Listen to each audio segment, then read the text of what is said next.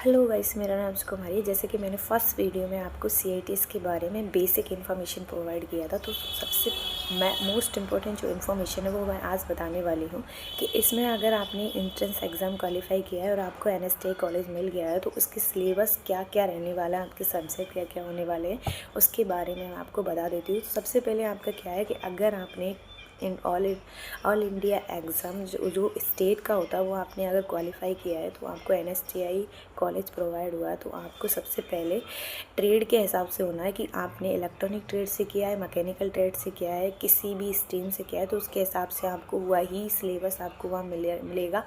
But just BTech से अगर आपने वो एग्ज़ाम क्वालिफाई किया है तो नॉट बीटेक सिलेबस पढ़ना है, आपको आईटीआई ही सिलेबस पढ़ना होगा।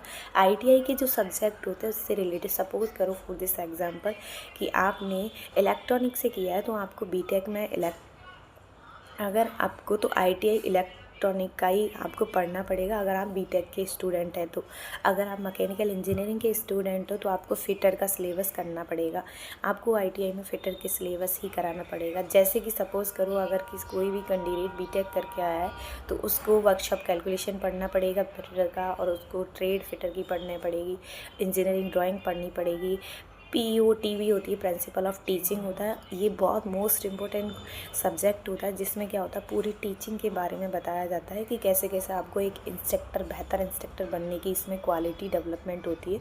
ये सब्जेक्ट को पढ़ने से कैसे आपको टीचिंग कराना है, कैसे आपको लेसन बनाना है, सब कुछ इसमें क्लैरिफाई किया जाता है, ठीक है। और उसके बाद में आप कर लेते हैं इस कोर्स को। कोर्स करने के बाद आप इजीली अपने स्टेट में एज ई इंस्ट्रक्टर पोस्ट पे किसी भी प्राइवेट कॉलेज में या गवर्नमेंट कॉलेज में जाके आप पढ़ा सकते हैं as a guest faculty and संविदा बेस पे जो अब करंटली में निकलती है।